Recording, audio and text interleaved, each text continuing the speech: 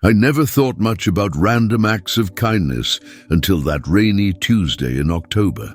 In Chicago, autumn brings a particular kind of cold that seeps into your bones, especially when you're already running late for a job interview you can't afford to miss. I was hurrying down Michigan Avenue, dodging puddles and pedestrians, when I spotted him, an elderly man standing at the crosswalk, trembling. Not just shivering from the cold, but a deep medical kind of trembling. His cane was slipping on the wet pavement, and despite the walk signal flashing, he couldn't seem to take that first step off the curb. People streamed past him, eyes locked on phones or focused straight ahead. I checked my watch, 15 minutes until my interview. The corporate headquarters of Westlake Industries was still 8 blocks away. "Excuse me, sir. Would you like some help crossing?" I asked, already knowing I'd be late. He turned to me, his eyes cloudy with cataracts, but somehow still piercing. When he tried to speak, his words came out slurred and difficult to understand. I recognized the symptoms from when my grandfather had Parkinson's. "I'll help you across," I said, offering my arm. He nodded gratefully, his gnarled hand gripping my forearm with surprising strength. We moved at a glacial pace. Halfway across, the light began flashing red. A taxi honked impatiently. I waved an apologetic hand and continued at the old man's pace. "Sorry," he managed to say. "No rush at all," I replied, though my job prospects were likely dissolving with each passing second. "I'm James, by the way." He attempted to respond, but his words were unintelligible. Still, his eyes conveyed everything: embarrassment, gratitude, and a glimmer of something else. Pride, maybe. When we reached the other side, I noticed he was clutching a small notebook. He laboriously opened it and wrote something down with shaking hands. "Where are you headed?" I asked. "I can walk with you." He shook his head and pointed to a coffee shop across the street. Then he tore out the paper and pressed it into my palm before shuffling away. I pocketed it without looking and sprinted toward Westlake Industries. I arrived 23 minutes late, soaked and disheveled. The receptionist's face said it all. "Mr. Reynolds left 15 minutes ago," she informed me. "He doesn't tolerate tardiness." My stomach dropped. Westlake Industries was the largest financial services company in the Midwest. This interview had been my best shot after 8 months of unemployment. "Can I reschedule?" I asked, knowing the answer. Mr. Reynolds was quite clear. "Best try elsewhere." Her smile was professionally sympathetic but final. 3 weeks later, I was still jobless and my savings were dwindling. I'd moved to Chicago for better opportunities after being laid off in Milwaukee, but the city was expensive and unforgiving. My studio apartment was barely large enough for a bed and desk, and my landlord had already slipped a late rent notice under my door. I was at my local coffee shop, scanning job listings for the 10th time that day, when I remembered the paper the old man had given me. Digging through my coat pocket, I found the crumpled note. "Thank you for your kindness." Not many would stop. The handwriting was shaky but elegant. At the bottom was a name, Walter Carmichael, and a phone number. I hesitated, then dialed. "What did I have to lose?" An efficient female voice answered. "Mr. Carmichael's office," I stammered, confused. I met Walter Carmichael a few weeks ago. He gave me this number." "Your name, please." James Foster." "One moment, Mr. Foster." After a long pause, she returned. "Mr. Carmichael would like to meet you tomorrow at 10 a.m. The address is 200 East Randolph, 80th floor. Do you require validation for parking?" I managed to say no, thanked her, and hung up, bewildered.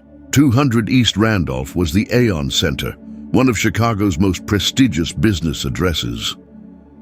The next morning, I arrived 30 minutes early, dressed in my only suit. The security desk had my name on their list, and I was escorted to an express elevator.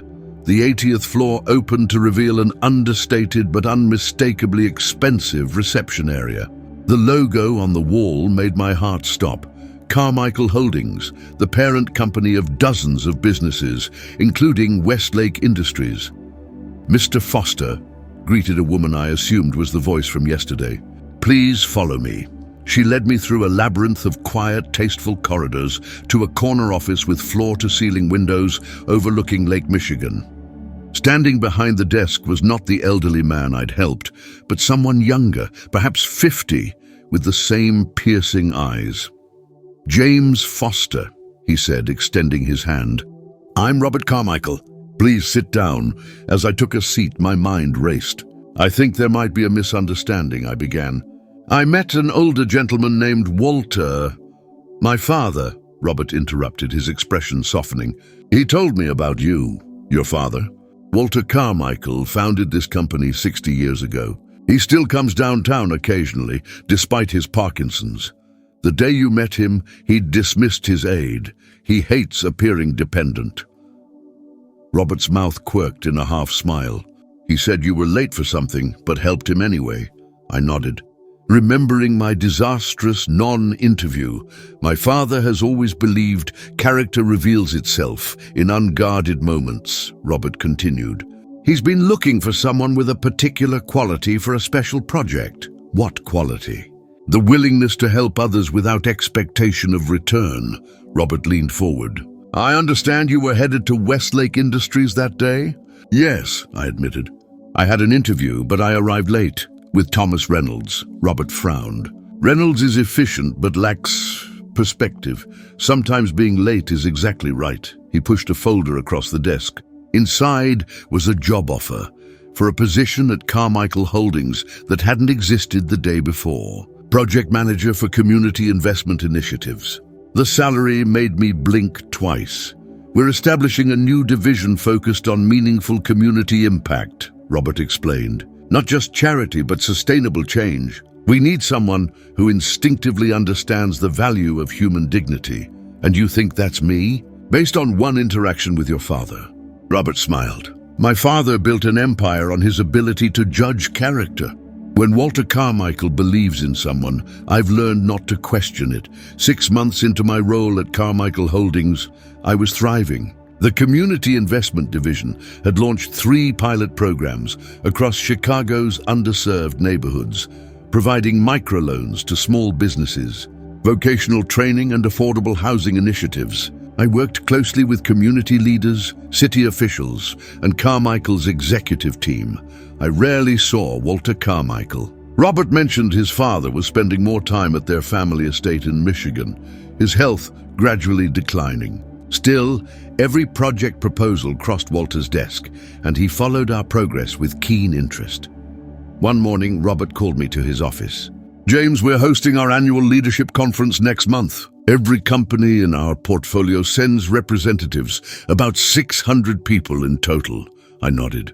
"The Carmichael Leadership Conference was legendary in business circles. This year, my father wants you to speak," Robert continued. "He's particularly interested in your perspective on our community initiatives." My stomach tightened. "I'm not sure I'm qualified to address executives with decades more experience." "That's precisely why he wants you there," Robert replied.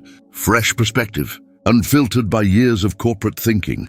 I spent weeks preparing my presentation, working nights and weekends. The conference was held at the Chicago Symphony Center, transformed for the occasion into a sleek corporate venue. During the first 2 days, I sat through presentations from industry titans, wondering how my humble community projects could possibly interest this crowd. On the final day, Robert introduced me as the future of Carmichael Holdings' vision. 600 faces turned toward me as I took the stage, my hands slightly trembling. Halfway through my presentation about our work in Chicago's South Side, the auditorium's side door opened. With painstaking slowness, Walter Carmichael entered, supported by a nurse. The audience rose in a wave of respect. Robert hurried to help his father to a reserved seat in the front row. Walter waved for everyone to sit and for me to continue. His eyes, still sharp despite his frail body, remained fixed on me. I finished my presentation to polite applause. As I was about to leave the stage, Robert approached the microphone. "Before we break for lunch, my father would like to make an announcement." Walter Carmichael struggled to his feet, declining assistance. Robert offered him the microphone, but Walter shook his head and gestured for his son to speak for him. "For 60 years, Robert began, Carmichael Holdings has been guided by my father's vision.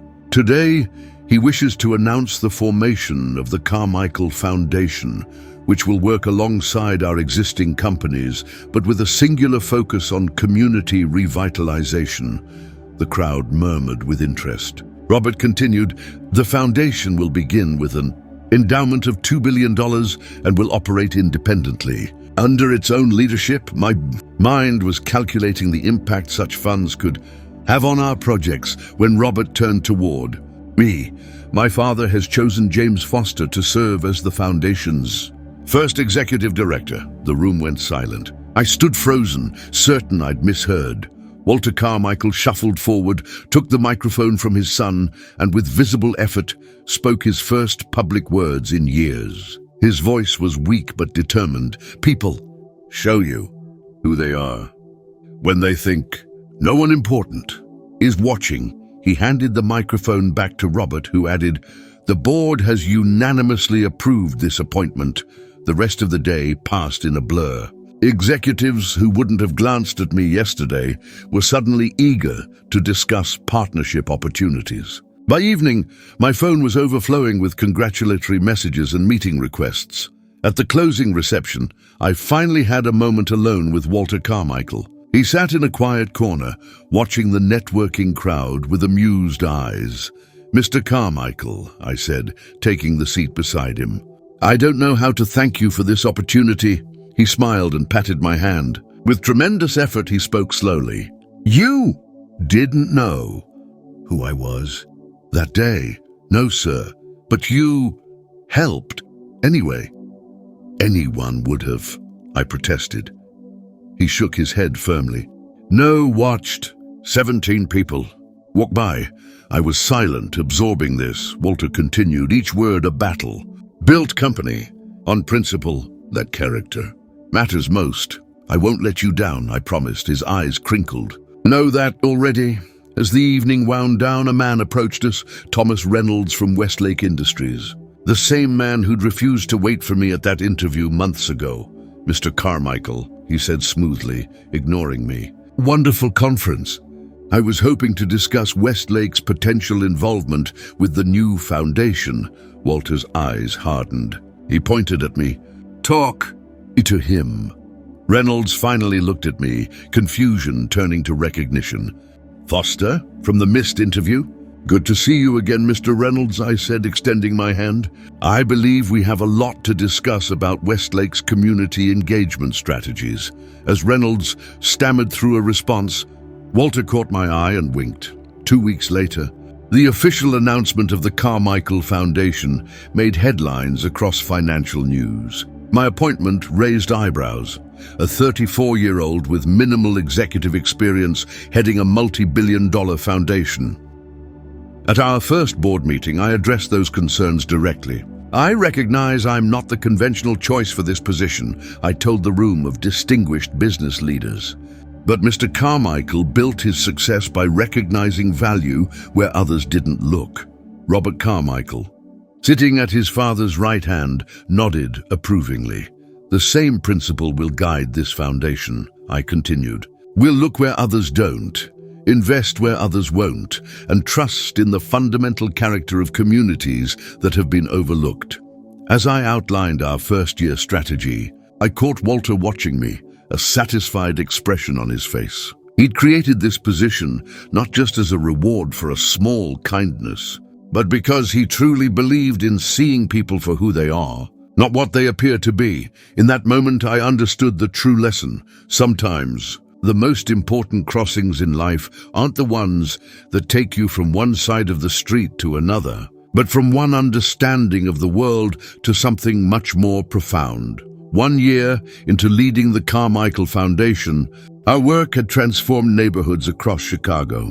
We'd renovated abandoned buildings into affordable housing, converted empty lots into community gardens, and launched skill development centers in areas with chronic unemployment. But not everyone appreciated our approach. "Mr. Foster, your methods are highly unorthodox," remarked Gregory Harmon, one of the most influential board members, during our quarterly review. "We've invested millions in the West Garfield Park project with minimal financial return." Financial return wasn't the primary metric for that initiative, I countered, displaying before and after photos on the boardroom screen. Crime rates have dropped 26%. High school graduation is up 14%. Small business applications have tripled. Impressive social outcomes, admitted Diane Williams, another board member. But sustainability requires profit. Walter Carmichael hadn't attended board meetings in months, his condition worsening. Robert usually championed my vision in his father's absence, but today he remained silent, reviewing the financial reports with a furrowed brow. After the meeting, Robert asked me to stay behind. "James, you've accomplished remarkable things," he began, closing the door. "But several board members are questioning our approach. They're suggesting we pivot to more conventional philanthropy, annual galas, ceremonial checks, naming opportunities." "That's not what your father envisioned," I said. "I know," Robert sighed. "But my father isn't running the foundation anymore. You are. And I'm caught in the middle." The subtext was clear. I needed to compromise or risk losing support. That evening, I drove to the Carmichael estate in Michigan. I hadn't visited Walter since he'd stopped coming to the office, but I needed his insight. The estate manager greeted me with surprise. "Mr. Foster, we weren't expecting you." I apologize for not calling ahead. "Is Mr. Carmichael available?" She hesitated. "He's having a difficult day. The doctors have limited his visitors." "Please," I said. "It's important." She led me through the sprawling lakeside mansion to a sunroom overlooking Lake Michigan. Walter sat in a wheelchair, a blanket over his legs despite the room's warmth. His once commanding presence had diminished further, his body seemingly shrinking within itself. His nurse announced me, but Walter showed no recognition. The estate manager whispered, "Some days are better than others." "Today isn't good." I approached anyway, sitting in a chair beside him. "Mr. Carmichael, it's James Foster." His eyes, once so sharp, drifted over me without focus. "I wanted to tell you about our progress," I continued, opening my tablet to show him photos of our projects. "The South Chicago initiative has exceeded all expectations. We've helped 28 small businesses open in previously vacant storefronts." No response. I swiped to another photo. "This is Maria Rodriguez. She used our microloan to expand her bakery. Now she employs 6 people from the neighborhood." Walter's hand suddenly moved, touching the screen. His fingers traced Maria's smiling face. "Encouraged," I continued, "and this is the West Garfield Park Community Center. It was an abandoned factory. Now it offers childcare, vocational training, and health services." Walter's eyes seemed to clear briefly. With tremendous effort, he spoke a single word. "Good." I explained my dilemma with the board, speaking as if he fully understood, finding clarity in the simple act of articulating my concerns. They want measurable returns, prestigious projects. But the communities need practical solutions, not showpieces. As I spoke, Walter's nurse entered to administer medication. "Time for your treatment, Mr. Carmichael," she said gently. I rose to leave, but Walter's hand shot out with surprising strength, gripping my wrist. His voice came stronger than before. "Safe. In desk. I'm sorry." I leaned closer. "Office, desk.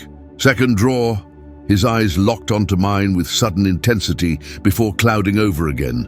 The estate manager touched my shoulder. "He needs to rest now."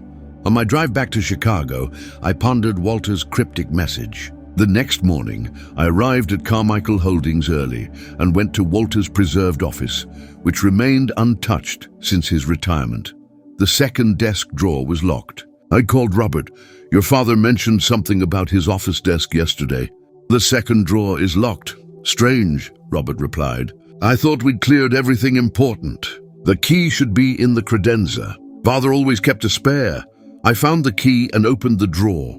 Inside was a single manila envelope labeled Contingency.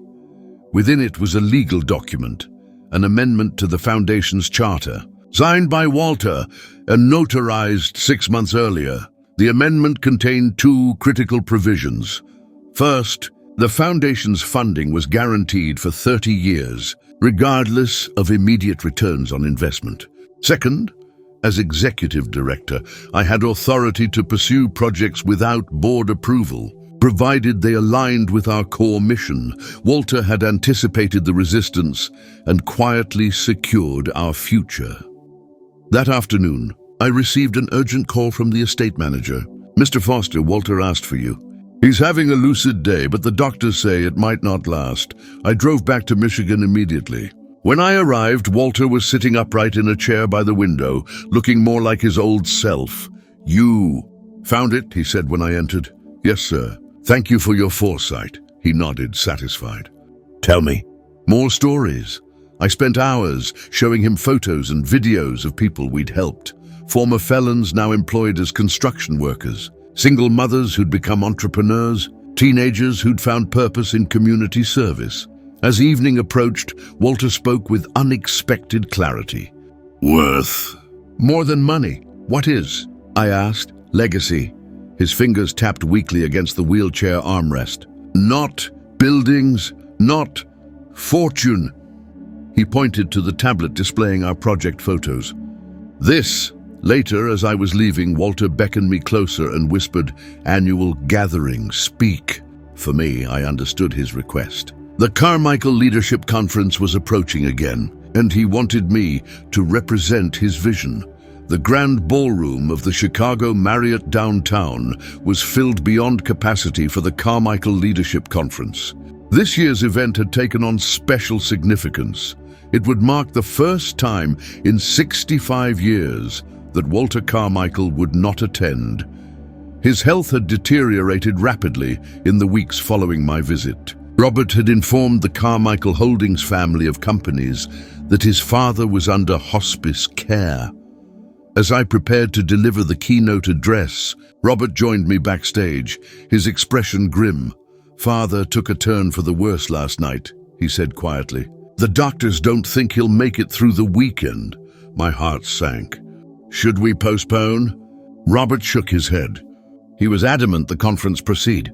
He wanted you to speak. When I took the stage, the audience fell silent.